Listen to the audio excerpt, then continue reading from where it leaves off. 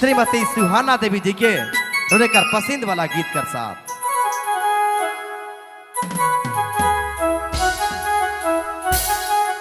और विशेष फरमाइश सबक है कि मुंडारी वाला गीत हो चाहिए।